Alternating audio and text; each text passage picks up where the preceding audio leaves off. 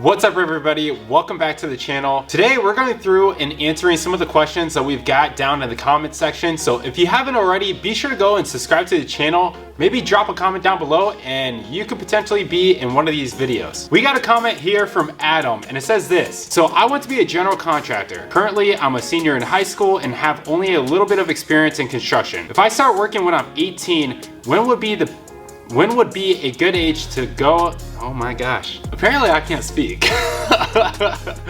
If I start working when I'm 18, when would be a good age to start my business? Also, I know a lot of guys in construction who make bank, so how quickly would I be able to make six figures? Great video, bro. Well, thank you for the compliment. I really appreciate it. Thank you for supporting the channel and checking us out. There's a couple of questions tucked in there, so we're gonna go over both of them here. The first question being, if I start working when I'm 18, when would be a good age to start my business? So you specifically talked about wanting to be a general contractor in the future. So here are some of the things that I think are great attributes you need to have as a general contractor. First, you really want to build up a good base knowledge of construction. Construction is this huge multifaceted thing. You have plumbing, you have electrical, you have framing, you have drywalling, you have all these different parts. You'll want to have experience in each one of those areas so you know what to look for as far as their processes, how they flow, and what a good finish looks like. Next, you'll also want to build up a great network of subcontractors. You as a general contractor take on all the risk and liability for that project. Your subcontractors are the guys that you hire, such as electricians and plumbers. So your name is on the final product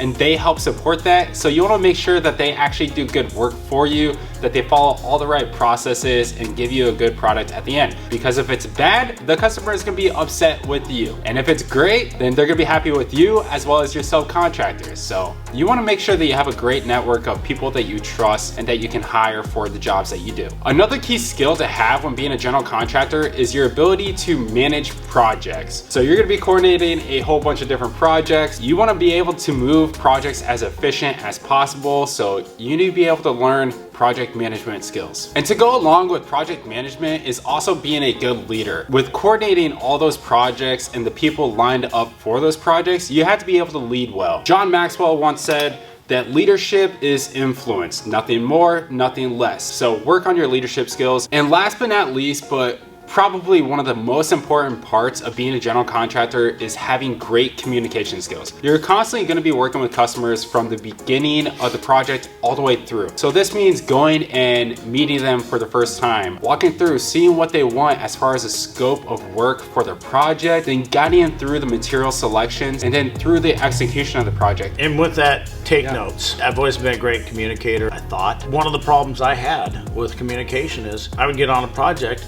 I was the guy with the golden secret. I knew everything that was going on. Everybody I'd get on the job and I'd be like, well, what do you mean you don't understand? They're like, we don't know what we're doing next because you didn't tell us. You don't have it. You don't have a plan. And one last thing with communication is communicate bad news early. If you see that you're gonna run into any issue, you wanna communicate that as soon as possible. Let's say if you're not gonna meet a deadline for one of your subs, make sure you communicate that as soon as you know, and then make a plan to recover from it. So I actually didn't start the company.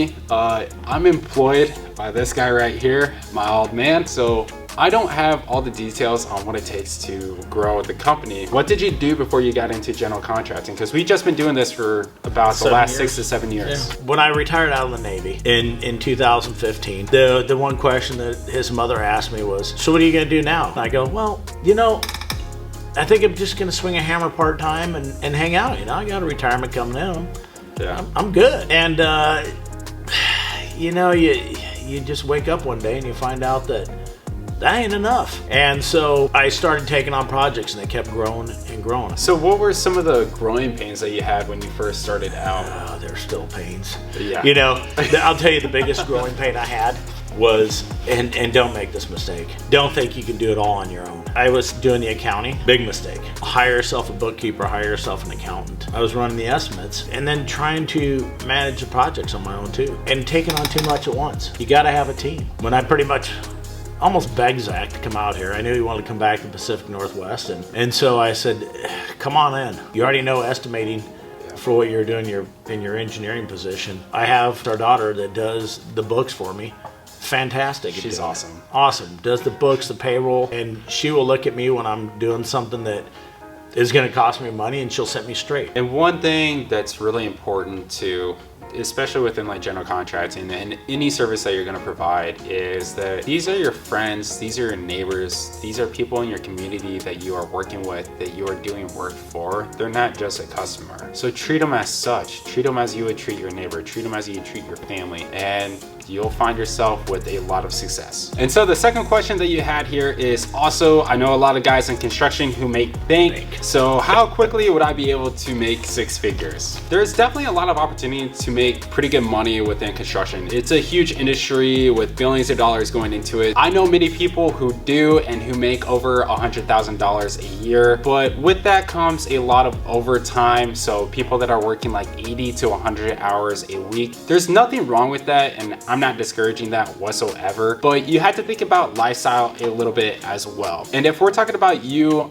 being a general contractor and owning your own business, what does it take to actually get to $100,000 in a year? With a 10% profit, you would have to do $1 million in revenue for you to walk away with 6 figures. And that's definitely possible. I think that you can definitely get to that fairly quickly. There's a lot of opportunity out there. And so I would say just kind of like check your intent for like the money. Money is a tool that can be used for good or for bad. And money is also the valuation of the services you provide. So what you should really focus on is increasing the value of the services you provide, and you'll be able to charge a premium price for a premium product and service that you provide. Hopefully that gives you the answer. I know it wasn't just a straight up answer for either one of those, but thank you once again for asking the question, dropping a comment.